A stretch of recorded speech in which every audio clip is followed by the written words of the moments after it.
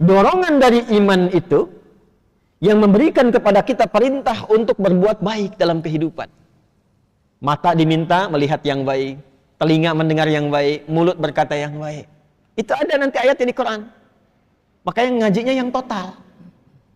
Misal mata nih, Quran surah 24, surah Cahaya An-Nur, ayat 30 untuk laki-laki, ayat 31 untuk perempuan.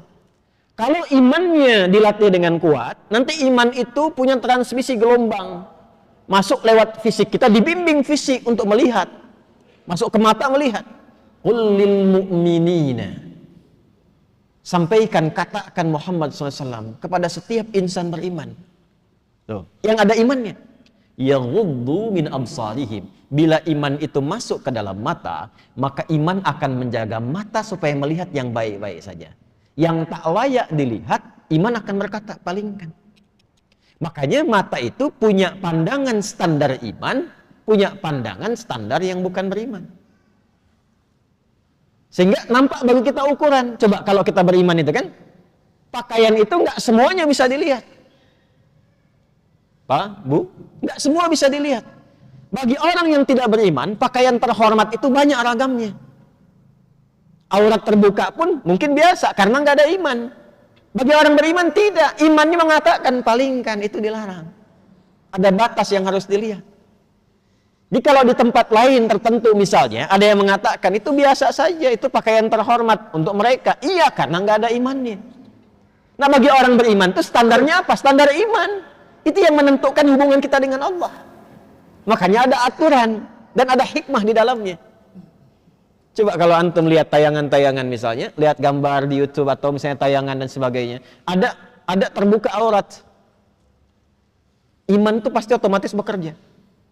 Kalau imannya kuat, palingkan. Kadang dia istighfar, astagfirullah. Palingkan. Dan gak ada yang terlambat. Gak ada lisan istighfar mata gak berpaling. Astagfirullah. Salah ini. Ada. Wasari'u ila maghfirah. Cepat dia istighfar. Demikian masuk ke lisan juga begitu. Itu imannya dulu sebelum lisannya. Ya, Quran surah 49 Al-Hujurat ayat 11 sampai 12. Ya ayyuhalladzina amanu. Iman dulu. La yasra qaumin qaum. Lisan orang beriman itu tidak mudah mencela. Ini semakin tinggi imannya, semakin baik kosakatanya karena isi hatinya baik semua. Nah, kalau sudah menemukan yang baik itu susah mencari kosakata yang kotor. Al-Hasan cucu Nabi tahu? Radhiyallahu ta'ala anhu. Nggak tahu cucu Nabi. Kalau kenal mungkin nggak kenal, tapi nggak tahu itu nggak mungkin itu. Cucu Nabi. Al-Hasan dan Al-Husain pernah dengar ya? Kami di pesantren itu membuka ruang tunggu ada dua, kanan dan kiri. Di pesantren yang sedang kita bangun. Kami berikan namanya dua cucu Nabi, Al-Hasan dan Al-Husain. Dan setiap tempat ada bangunannya, di situ ada edukasinya. Kenapa dinamakan Al-Hasan? Di situ ada sejarahnya, siapa beliau dan sebagainya. Dan seterusnya. Al-Hasan itu punya anak. Kalau ingin melihat perilaku yang paling mirip dengan Nabi, itu Al-Hasan. Kalau ingin melihat wajah yang paling mirip dengan Rasulullah SAW, itu Al-Husain. Makanya belajar sejarah, bagaimana akhlaknya Al-Hasan Ibn Ali ya bin Abi Thalib radhiyallahu ta'ala anhu. Belajar sejarah. Itu diantara yang paling dekat dengan Al-Quran, yang lisannya paling lembut. Lembut. Masya Allah. Jadi sedang jalan dengan anaknya di masa fitnah kubra. Itu ada orang caci maki. Dalam satu riwayat, atau kama waqa, Allahu a'lam bis-shawab, sedang jalan dicaci maki.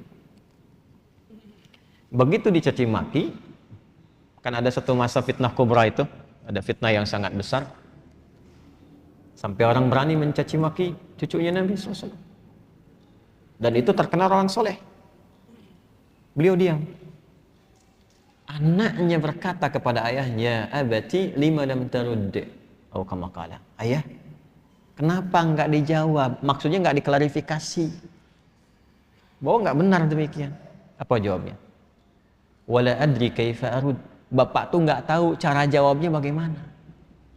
Sebab nyari kata-kata yang untuk membalas itu nggak menemukan dalam hatinya, dikhawatirkan takut menyakiti orang yang menyakitinya.